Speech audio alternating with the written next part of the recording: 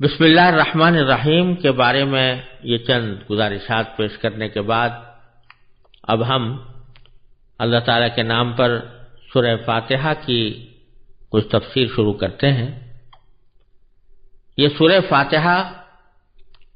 جو قرآن کریم کی سب سے پہلی سورت ہے، کل 7 آیتوں پر مشتمل ہے، اور یہ امتیاز بھی اس سورت کو حاصل ہے کہ قرآن کریم میں سب سے پہلے مکمل سورت جو نازل ہوئی وہی سورہ فاتحہ ہے۔ اگرچہ جیسا میں پہلے بھی عرض کر چکا ہوں، سورہ اقرا بسم ربک الذی خلق کی ابتدائی آیتیں سب سے پہلے نازل ہوئی تھیں، اور اس کے بعد سورہ مدثر کی بعد آیتیں نازل ہوئیں، لیکن وہ پہلی سورت، وہ سورت جو مکمل طور سے پہلی بار نازل ہوئی، وہ سورہ فاتحہ ہے۔ اور اس سورہ فاتحہ کو پورے قرآن کریم کی ایک طرح سے تمہید بھی کہا جاتا ہے اور قرآن کریم کا خلاصہ بھی کہا جاتا ہے۔ یہ 7 آیتیں ہیں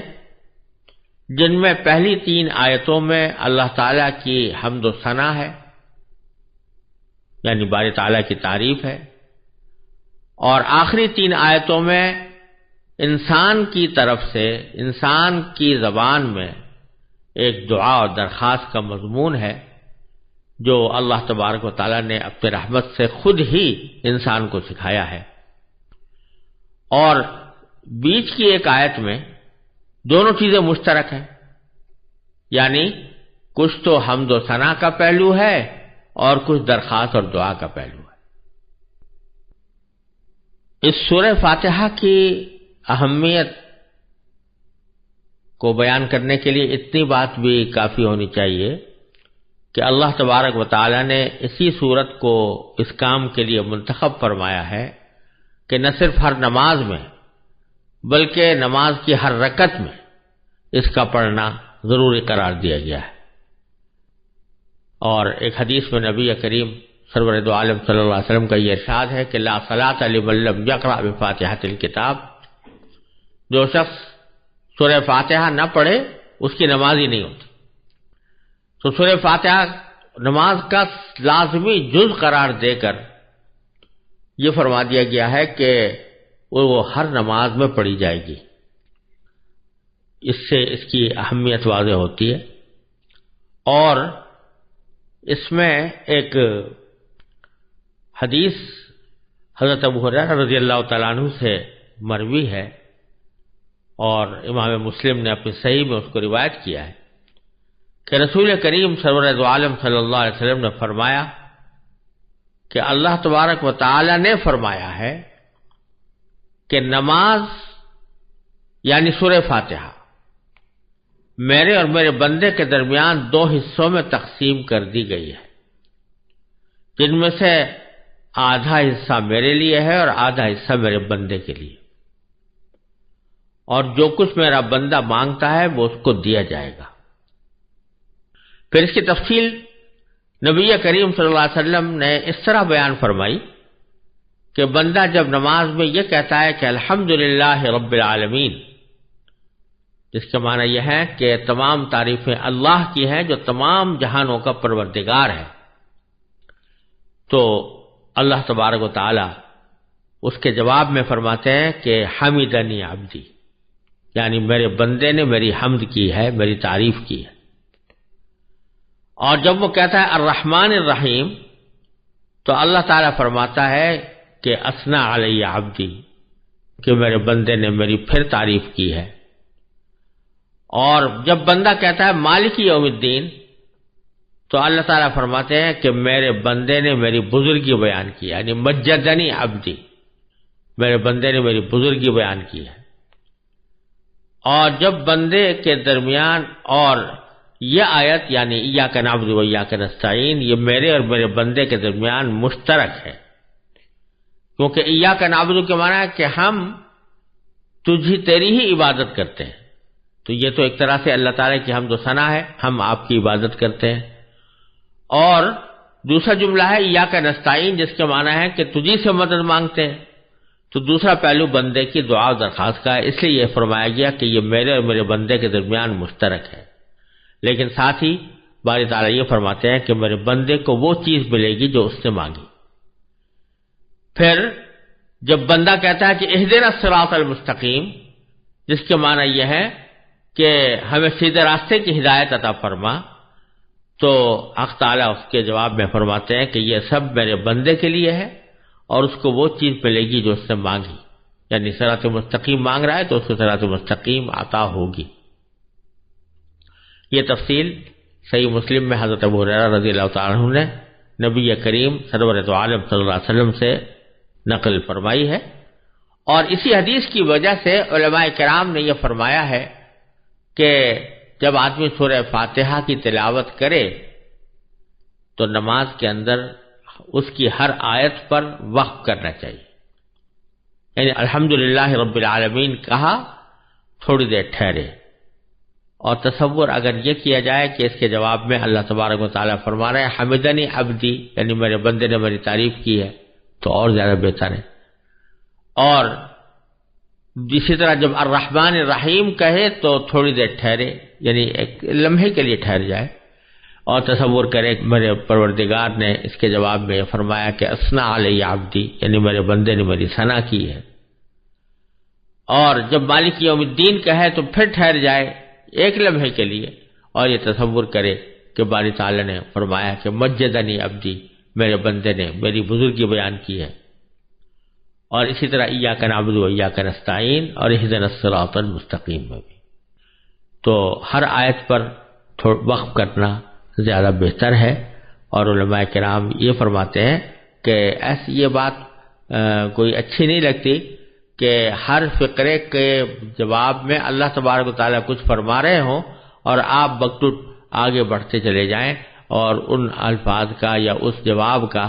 کوئی انتظار یا اس کا کوئی موقع آپ نہ چھوڑیں اپنی تلاوت کے درمیان، تو یہ اچھی بات نہیں ہے۔ اس لیے علماء کرام نے فرمایا کہ ہر آیت پر تھوڑا وقف کر کے اس کو پڑھنا چاہیے۔ اب اس سورہ فاتحہ کی سب سے پہلی آیت ہے الحمدللہ رب العالمین۔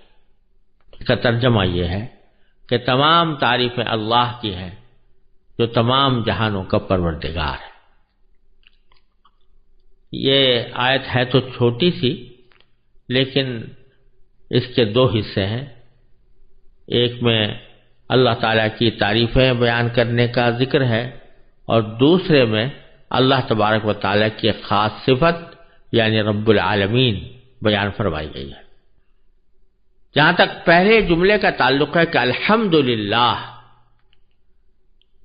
اس کے معنی یہ ہے کہ تمام تعریفیں اللہ کی ہیں۔ حمد کا لفظ عربی زبان میں تعریف کے لیے بھی استعمال ہوتا ہے اور شکر کے لیے بھی استعمال ہوتا ہے۔ یہاں دونوں ترجمے کیے جا سکتے ہیں، لیکن تعریف کا ترجمہ کرنا اس لیے زیادہ بہتر ہے کہ یہ شکر کو بھی شامل ہے۔ تعریف زیادہ عام چیز ہے اور شکر خاص چیز ہے، تو اللہ تبارک و تعالیٰ دونوں کا مستحق ہے، یعنی اس کی تعریف بھی ہونی چاہیے، اس کا شکر بھی ادا کرنا چاہیے۔ لہذا اس کا جب ہم ترجمہ تعریف سے کریں گے تو اس میں شکر خود بخود شامل ہو جائے گا، اور شکر خود بخود اس درجہ شامل ہو گیا ہے کہ الحمدللہ کا لفظ یہ اللہ تعالیٰ کا شکر ادا کرنے کے لیے ایک مشہور فقرہ بن چکا ہے، اور عام حالات میں بھی جب آدمی اللہ تعالیٰ کا کوئی شکر ادا کرتا ہے تو الحمدللہ کہتا ہے۔ اس میں الحمد میں جو الف لام ہے اس کے بارے میں علماء کرام نے عربی زبان کے قواعد کے لحاظ سے اس کا ترجمہ کیا ہے کہ تمام تعریف۔ الحمد ویسے تو مفرد کا لفظ ہے تعریف، لیکن جب الف لام اس پر داخل ہو گیا تو اس کا ترجمہ یا اس کا مطلب علماء کرام نے تمام تعریفیں کیا کہ تمام تعریفیں اللہ کی ہیں۔ یہ ایک عجیب اور عظیم حقیقت کی طرف اشارہ ہے، اور وہ یہ کہ یوں تو انسان دنیا میں رہتے ہوئے بہت سی چیزوں کی تعریف کرتا ہے۔ کوئی عمارت اچھی بنی ہوئی ہے، کہتا ہے بڑی اچھی عمارت ہے۔ کوئی باغ اچھا خوشنما ہے، تو کہتا ہے بڑا اچھا خوبصورت باغ ہے. کوئی جنگل ایسے خوشنما نظر آتا ہے تو کہتا ہے بھائی بڑا دل فریب جنگل ہے. کوئی پہاڑ کے مناظر اچھے نظر آتے ہیں تو کہتے ہیں بڑے دل فریب مناظر ہیں. تو تعریفیں تو دنیا میں بہت ساری ہوتی رہتی ہیں، مختلف چیزوں کی ہوتی رہتی ہیں، لیکن یہ جملہ اس طرف توجہ دلا رہا ہے کہ جو بھی دنیا میں تعریف کی جائے، کسی بھی چیز کی تعریف کی جائے، حقیقت اگر دیکھو تو وہ اللہ تبارک و تعالیٰ کی ہی تعریف ہوگی. وجہ اس کی یہ ہے کہ جب آپ کسی چیز کی تعریف کرتے ہیں تو حقیقت میں وہ اس کے بنانے والے کی تعریف ہوتی. اگر آپ کسی عمارت کو دیکھ کر یہ کہیں کہ یہ بڑی شاندار عمارت ہے، بڑی خوبصورت عمارت ہے، بڑی مستحکم عمارت ہے، بڑی اچھی لگ رہی ہے، تو اس کا مطلب یہ ہوتا ہے کہ اس کے بنانے والے نے خوب بنایا اس کو. یہ حقیقت میں اس کی کاریگری کی تعریف ہے، اس کی انجینئرنگ کی تعریف ہے، اس کی آرکیٹیکچر کی تعریف ہے، اور جس شخص نے بھی جن لوگوں نے اس کے بنانے میں حصہ لیا ہے ان کی تعریف. اگر آپ کسی کتاب کے بارے میں تعریف کرتے ہیں کہ یہ فلاں کتاب بڑی اچھی ہے، بڑی مفید ہے، بڑی نافع ہے، اس کو پڑھنے سے بڑا فائدہ ہوتا ہے، تو حقیقت میں وہ کتاب کی تعریف نہیں ہوتی، بلکہ کتاب لکھنے والے کی تعریف ہوتی ہے کہ اس نے اس کو بہترین طریقے سے لکھا. تو یہ ایک عام دستور کی بات ہے کہ کسی بھی چیز کی تعریف حقیقت میں اس کے بنانے والے کی تعریف ہوتی ہے، اس کے موجد کی تعریف ہوتی ہے. تو اس لحاظ سے اگر دیکھا جائے تو کائنات کی جتنی چیزیں ہیں سب اللہ تبارک و تعالیٰ کی پیدا کی ہوئی ہیں. جب اللہ تبارک و تعالیٰ کی پیدا کی ہوئی ہے تو ان کی اگر کوئی تعریف کی جائے گی تو پھر وہ حقیقت میں اللہ تعالیٰ ہی کی تعریف ہوگی. اگر آپ کسی پھول کو دیکھ کر کہہ رہے ہیں کہ بڑا خوبصورت ہے تو مطلب اس کا یہ ہے کہ بنانے والا بڑا عظیم